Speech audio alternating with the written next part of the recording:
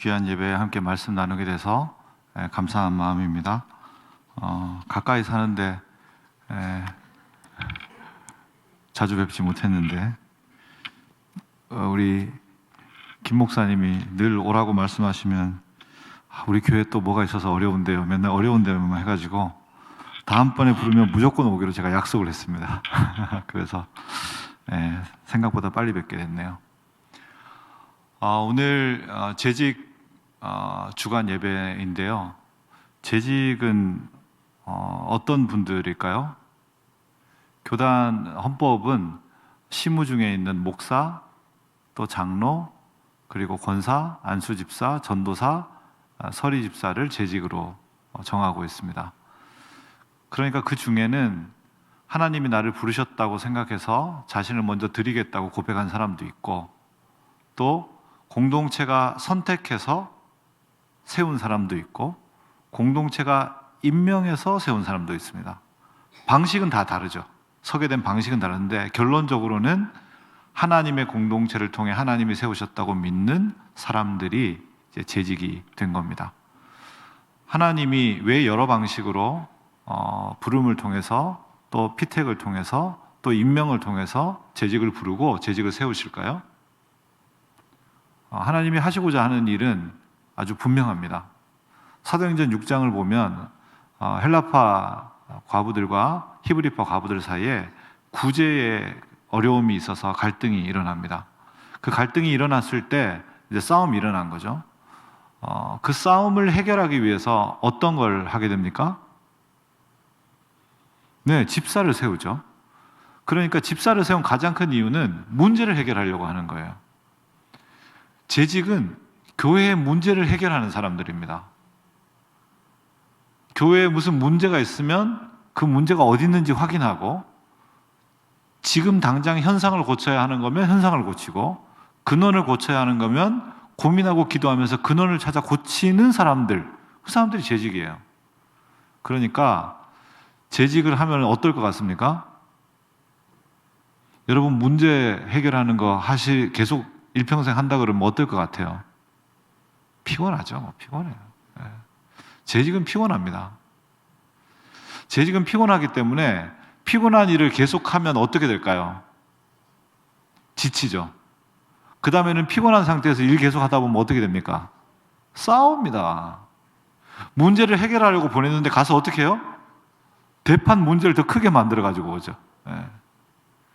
그러니까 사실 문제를 해결하는 사람이 어떤 상태와 어떤 눈으로 그 문제를 대하는지가 너무너무 중요한 겁니다. 오늘 본문은 어떤 한 현상을 바라보고 있는 두 개의 지도자의 시선을 우리에게 보여주고 있습니다. 오늘 본문은 우리가 잘 아는 본문인데요. 이 본문 안에 두 개의 시선이 존재합니다. 본문은 5장 2절부터 4절까지를 읽으면 어떤 상황인지를 알 수 있습니다. 5장 2절부터 4절까지를 한번 같이 읽어볼까요? 같이 읽습니다. 예루살렘에 있는 양문 곁에 히브리 말로 베데스다라 하는 못이 있는데 거기 행각 5이 있고 그 안에 많은 병자, 맹인, 다리 저는 사람, 혈기 마른 사람들이 누워 물의 움직임을 기다리니 이는 천사가 가끔 못에 내려와 물을 움직이게 하는데 움직인 후에 먼저 들어가는 자는 어떤 병에 걸렸든지 낫게 되밀어라. 아멘. 예루살렘 성에 가면 양문, 즉 제사 드릴 때 제물을 끌고 들어가는 성전으로 들어가는 문이 있는데 그 문 옆에 베데스다라는 연못이 있습니다. 그 연못에 많은 사람들이 그 연못 옆에 있는 행각, 그러니까 이렇게 주랑이 쫙 되어 있는 그런 건물인데요. 그 밑에 쭉 앉아서 사람들이 기다리고 있는 것이죠. 거기 기다리는 사람들이 기다리는 이유는 하나입니다. 이유는 뭡니까? 네, 물이 동할 때 제일 먼저 들어가는 사람이 병에 낫기 때문입니다. 오늘 이 본문은 바로 이 병자 중에서 5절에 나오는 38해 된 병자를 치유하는 이야기입니다. 본문의 이야기는 2절부터 시작하면 아주 적합한데 실제로는 시작은 1절입니다. 1절 같이 한번 읽을까요? 그 후에 유대인의 명절이 되어 예수께서 예루살렘에 올라가시니라. 아멘. 명절이 되었다는 이야기를 그 시작으로 하고 있습니다. 왜 그럴까요? 명절에 있었던 아주 상반된 두 그룹을 대비하기 위해서입니다. 명절은 이스라엘의 절기입니다. 절기 때는 이스라엘 전체 그 당시 인구 한 50만 중에 한 25만 되는 사람들이 예루살렘 성전 근처와 그 예루살렘 성 안에 꽉 모여들었습니다. 함께 음식을 나누고 함께 노래를 부르고 또 함께 춤을 추고 말씀을 암송하며 기뻐하는 그런 시간들이었죠. 그러니까 너무너무 즐겁고 너무너무 행복했겠죠. 근데 그 명절에 그 즐거움을 누릴 수 없는 사람들이 있습니다. 누굽니까? 바로 여기 3절에 나오는 앞을 보지 못하는 사람, 다리가 제대로 움직여지지 않는 사람, 그리고 모든 순환기관이 막혀서 작동하지 않아 누워있는 사람이죠. 이들은 즐거움이 가득한 곳에서 즐거움을 맛볼 수 없는 사람들입니다. 그런 사람들이 극명하게 대비되고 있는 것이죠. 즐거움을 느끼는 많은 사람들이 있어서 모두가 즐거운 것 같지만 실제로 즐거움에 완전히 소외된 사람들이 여기 누워 있는 것이죠. 그런데 그 사람들을 향해 보고 있는 지도자의 두 가지 시선이 이 본문 안에 들어 있습니다. 첫 번째 시선을 우리는 9절 하반절부터 10절에서 발견할 수 있는데요. 9절 10절 같이 읽습니다. 그 사람이 곧 나와서 자리를 들고 걸어가니라. 이날은 안식일이니 유대인들이 병 나은 사람에게 이르되 안식일인데 내가 자리를 들고 가는 것이 옳지 아니하니라. 아멘. 병에서 치유된 사람에게 이 유대인들이 뭐라고 말하냐? 오늘은 안식일이니까 네가 병 나은 그 자리를 들고 걸어가는 것은 합당치 않다. 이렇게 이야기하고 있습니다. 병 나은 자의 자리라는 것은 그가 38년 동안 계속 누워 있었던 아마 매트나 또 깔개 같은 어떤 것이었겠죠. 그 사람이 그걸 들고 어디를 갔을까요? 여러분은 38년 동안 누워 있다가 일어났으면 어디 갈 것 같습니까? 집에 갔겠죠. 명절의 즐거움을 나누고 있는 형제들 속으로, 그 친족들 속으로 들어가려고 했겠죠. 그런데 안식법에 따르면 안식일을 철저하게 일하지 않고 지키기 위해서는 우선 2000규빗, 1km 이상을 이동해서는 안 됩니다. 그리고 개인의 사적인 것을 들고 공적인 공간으로 나가면 안 됩니다. 자기의 자리는 어떤 겁니까? 사적인 거죠.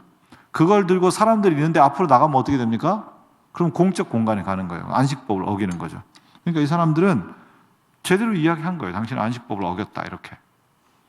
근데 뭐는 안 보이는 겁니까?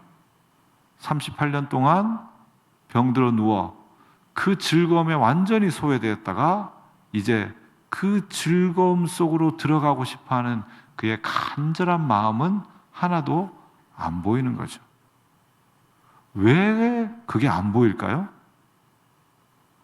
처음부터 그렇게 본 적이 없기 때문입니다. 길을 가다가 거지가 있다면, 거린이 있다면, 역 앞에 노숙인들이 있다면 그냥 저 사람들은 거기 있는 것처럼 그렇게 여기면서 다닌 거예요. 성전을 1년에 한 번만 왔더라도 38번을, 만약 다른 절기까지 다 왔다면 100번이 넘게 성전을 다니면서 베데스다를 지났을 겁니다. 자신의 재물을 끌고 갔겠죠. 그 사람들을 보았을 거예요. 그러나 마치 풍경인 것처럼 본 것이죠. 그들의 시선은 신앙적 지식으로 가득 차 있었지만은 실제로는 한 영혼을 향한 깊은 인격적인 관점이 사라져 있는 겁니다. 유진 피터스는 그의 목회하고 있는 아들에게 목회에 대해서 자문을 구할 때마다 쓴 편지가 있는데 그 편지를 책으로 엮었습니다. 그 편지에서 이렇게 이야기했어요. 현대 기술 사회는 끊임없이 변하고 있는데 가장 위험한 것은 그 기술 사회의 놀라운 변화가 우리 사회에 비인격성을 끊임없이 제공하고 있다는 것이다. 본질만 중요하고 방식은 괜찮을 거라고 생각했는데 이제는 그 방식이 본질을 비본질적으로 만들고 있다.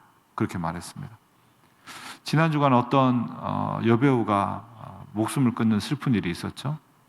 그 이유는 뭡니까? 사람들이 그 여배우의 잘못에 대해서 엄청난 악플을 달았기 때문입니다. 사과도 하고 어떻게든 개선해 보려고 하는 행동에 대해서도 거짓말하지 마, 사기치지 마 그러면서 막 악플을 달았기 때문이죠. 근데 예전에는 누군가에게 나쁜 말을 하려면 어떻게 해야 됩니까? 가서 만나서 해야 돼요. 얼굴 보고 막 나쁜 말을 하면 얼굴이 일그러지기도 하고 표정이 나빠지기도 하고 왜 그러냐고도 하소연도 하고 말할 수 있는 것이 모두 인격적 관계 안에 이루어지죠. 하지만 지금은 기술의 발달로 비인격적으로도 얼마든지 그렇게 말할 수 있습니다. 상대방이 보이지 않고 상대방의 표정을 보지 않은 채 험한 말을 얼마든지 날릴 수 있습니다. 우리는 카톡방 위에 올라오는 험한 글들을 많이 보게 됩니다. 어떻게 이게 같은 신앙인들이 이렇게 말할 수 있지 싶을 정도로. 근데 왜 그렇게 말합니까? 이미 그 방식 자체가 비인격적이기 때문에 그렇습니다. 눈앞에서 얼굴을 보고 말하는 것이 아니라 그 대상이 마치 물질인 것처럼 생각되는 정도로 대하기 때문에 그렇죠. 지금 이 유대인들이 그랬던 거예요. 이들은 법을 알고 있고 사람들에게 법을 가르칠 만큼 지식으로 가득 차 있지만 그러나 그 법의 핵심인 사랑이신 하나님 자체로 형성되지는 않은 상태죠. 그들은 끊임없이 비인격적으로 사람들을 대합니다. 그 병자들이 마치 베데스다 연못의 풍경 중 하나인 것처럼 말이죠. 그들과 정반대의 시선을 가진 분을 우리는 만날 수 있죠. 그분은 바로 우리 주님입니다. 6절 같이 한번 읽어볼까요? 6절 말씀 같이 읽습니다. 예수께서 내가 낫고자 하느냐? 아멘. 예수님이 그 누운 것을 보셨다 이렇게 이야기합니다.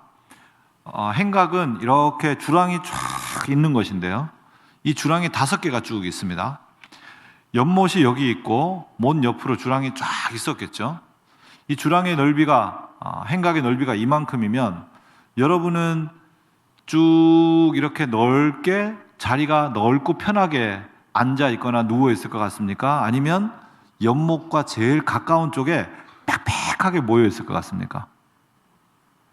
네? 어떨 것 같아요? 맞아요. 왜 그렇죠?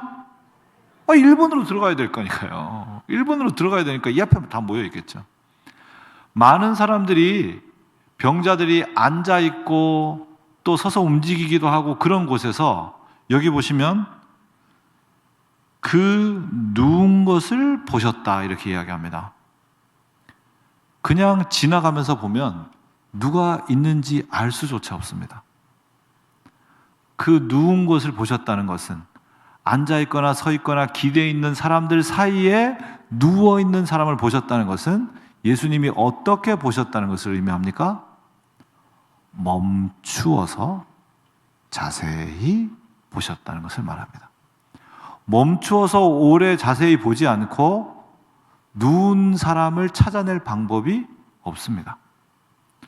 그 다음으로는 예수께서 병이 벌써 오래된 줄 아셨다 이렇게 이야기합니다. 여러분, 병자의 병색을 어떻게 알 수 있습니까? 우리가 보통 이제 보면서 너 어디 아픈 거 아니야? 뭐 이렇게 뭘 보고 이야기합니까? 안색 보고 이야기하죠. 그 다음에는 이 사람이 병이 오랫동안 있었다 없었다 뭘 보고 합니까? 행색 보고 합니다. 뭘 입고 어떻게 있는지. 거기 맨날 막 환자복 새로 갈아입고 시트 맨날 갈고 그러지 않았을 거 아니에요. 그죠? 그러니까 아마 행색을 보고 이분이 오래 아팠구나 그걸 알 수 있는 거죠. 안색과 행색을 보려면 어떻게 해야 됩니까? 여기서 저 거리에서 안색이 잘 볼 수 있습니까? 아니에요. 가까이 가야 돼요.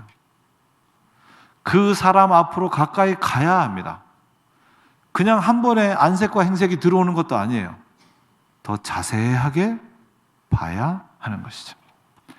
오늘 이 짧은 본문 안에는 예수님께서 멈추어 오래 자세히 다가가며 보셨다는 것을 전제하고 있는 거죠. 이 안에 암시되어 있습니다. 마지막으로 예수님께서 하시는 행동이 뭐냐? 이르시되 내가 낫고자 하느냐라고 묻습니다. 여러분, 낫고자 하느냐라고 왜 물으실까요? 여러분에게 만약 여기 누워있는데 38년째 누워있는데 낫고자 합니까? 라고 물으면 어떻게 대답하시겠어요? 여러분은 성격이 너무 좋으신 것 같아요. 왜 좋은 교회인지를 알겠어요. 저한테 물었으면 장난하냐 그랬을 거예요. 지금 장난을, 그럼 내가 여기 왜 있겠냐 지금. 말장난하려고 왔냐 지금. 그랬을 거예요. 근데 왜 질문하죠? 예수님은 알고 있습니다. 누워있는 이 사람이 여기 들어가서 나을 확률이 거의 없다는 것을. 그럼 그 사람의 입장이 이렇게 얘기했을 수도 있습니다. 놀리는 겁니까? 나 안 보여요? 나 누워있는 거 안 보이냐고. 왜 물어요 이걸? 충분히 그랬을 수 있겠죠. 내가 낫고자 하느냐라는 이 질문 안에는 뭐가 담겨 있습니까? 당신이 여기 누워있던 38년의 시간을 나는 이해하고 있습니다. 당신이 너무너무 낫고 싶어서 이곳에 있지만 나을 가능성이 없는 가짜 희망을 붙들고 있다는 사실도 알고 있습니다. 그러나 당신이 이 가짜 같아 보이는 이 희망마저 붙들지 않으면 아무데도 갈 곳이 없다는 사실도 나는 알고 있습니다. 이 질문은 마치 풍경 속의 하나인 것처럼, 그런 사람이 얼마나 많은데 거기 가면 사람 엄청나게 많아 라고 말하는 많은 사람 중에 하나인 누군가가 아니라 너무너무 오랫동안 아파있어 동료들이 나을 때 박수를 치면서도 나는 왜 못 났지? 동료들을 잡아당겨서라도 나도 나가고 싶다. 그런 악당 같은 마음까지 품으면서 거기 앉아있을 수밖에 없는 그의 마음을 한 영혼으로 노크하고 계신 거죠. 인격적으로 그를 대하고 있는 방식이라는 말입니다. 우리는 재직으로서 교회 안에 많은 사람들을 만납니다. 그들 중에는 문제를 일으키는 사고뭉치, 가까이서 절대 말 걸지 말 것, 눈 마주치면 큰일 남, 한번 이야기하면 그치지 않음, 이런 사람들이 쫙 있습니다. 대부분은 그런 라벨을 딱 붙여놓고 있습니다. 그럴 때 그 사람들은 여러분에게 어떤 취급을 받는 겁니까? 이 컵이나 다를 바 없는 비인격적 물질화된 취급을 당하는 것이죠. 우리는 우리가 그렇게 하고 있다고 별로 의식하지도 못합니다. 왜냐하면 그게 너무너무 당연한 시대 안에 살고 있기 때문이죠. 우리의 사랑이 그 방식에 의해 훼손되고 있다는 건 전혀 의식하지 못한 채 나는 신앙적으로 문제가 없어, 나는 많이 배웠고, 나는 다 알고 있고, 신앙이 뭔지, 예수가 뭔지, 섬김이 뭔지 다 알고 있다고 라고 이야기하는 거죠. 그러나 실제로는 그런 방식으로 바라보는 눈 안에는 누군가를 위한 깊은 사랑, 그래서 하나님을 사랑해서 그를 사랑하기 위해 자신을 던지는 사랑은 절대 일어날 수 없는 것이죠. 사랑으로 형성되지 않는단 말입니다. 이걸 끊임없이 읽는데, 이걸 매일매일 묵상하고, 이걸 매일매일 눈물 흘려 읽는데 내 안에 이 성경의 저자이시자 살아있는 주님의 사랑으로 내 삶이 형성되지는 않는다는 거죠. 오늘 예수님의 인격적이고 사랑 어린 따뜻한 시선, 그 인격적 만남이 어떤 변화를 가져오는지 한번 봅시다. 본문 7절입니다. 같이 읽습니다. 병자가 대답하되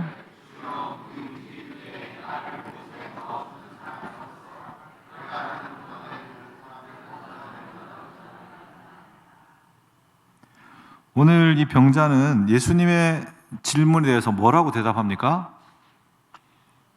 네, 예수님, 뭐 낫고 싶냐고 물으신다면은 제가 뭐 진실을 말씀드리죠, 그러면. 당연히 못났죠.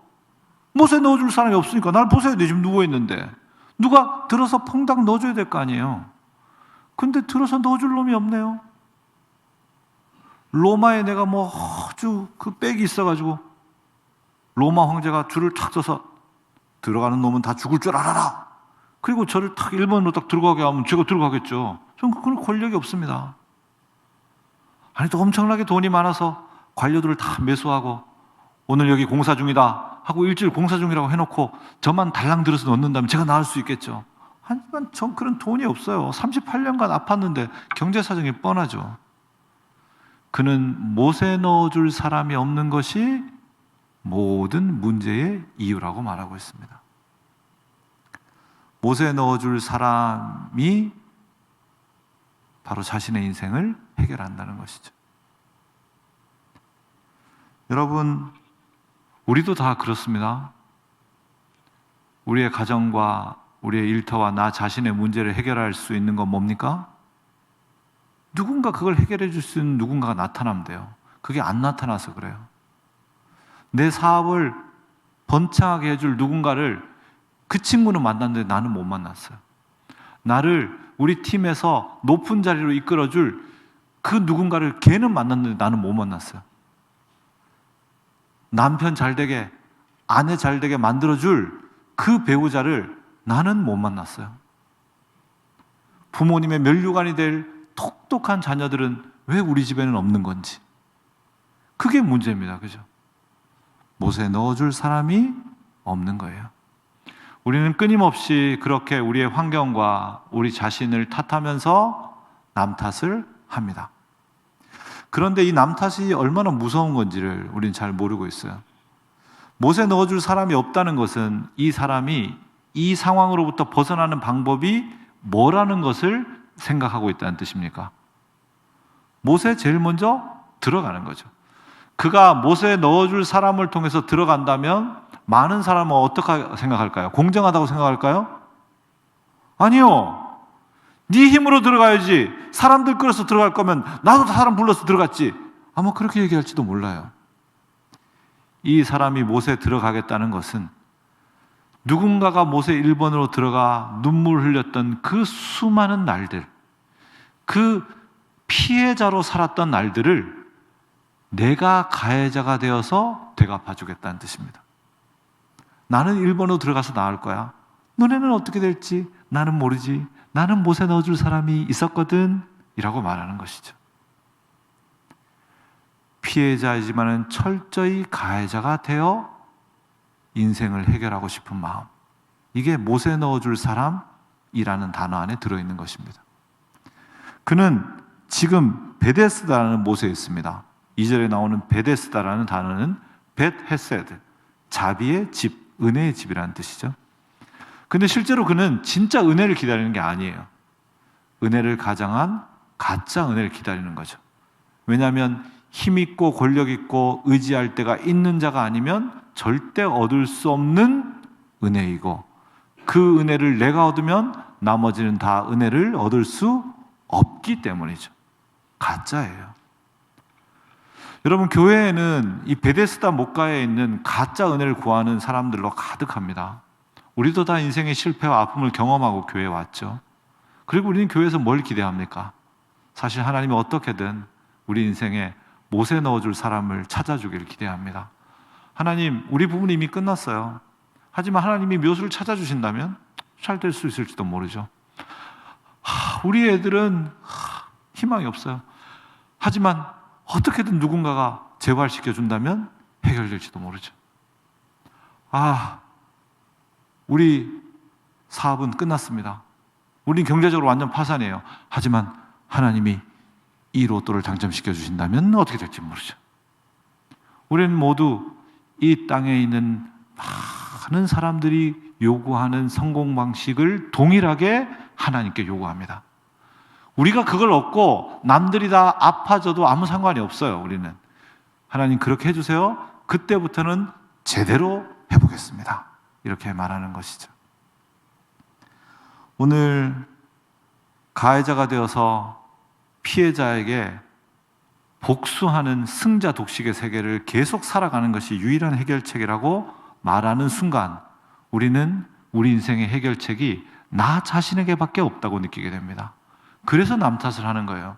남이 있는 이게 없어요. 남이 있는 이게 없어요. 남이 있는 이게 없어요. 나는 남들처럼 건강하지 않아요. 그래서 이 문제를 해결할 수 없습니다. 나는 남들처럼 여유 있지 않아요. 그래서 해결할 수 없습니다. 나는 짐져야 될 부모님들이 많고 여러 가지 어려움이 많아요. 그래서 이게 해결할 수 없어요. 그래서 못에 넣어줄 사람이 필요하다는 거죠. 그런 사람들은 늘 자기에게 몰두되어 있습니다. 자기에게 있는 자원만이 유일하게 문제를 해결할 수 있는 것이라고 생각하죠. 그런데 오늘 주님은 좀 다르신 것 같아요. 8절 말씀 같이 읽습니다.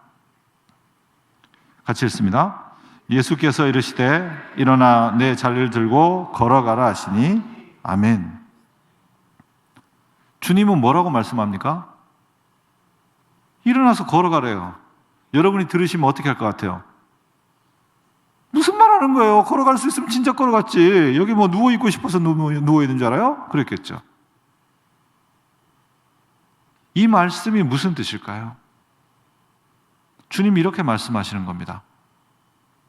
너는 지금 뭘 기다리고 있니? 아니, 이 연못이 움직이길 기다리고 있죠. 이 연못이 움직이길 왜 기다리고 있니? 아니, 하나님이 연못을 움직이게 하시면 제일 먼저 들어가는 사람이 낳는 은혜를 입으니까요.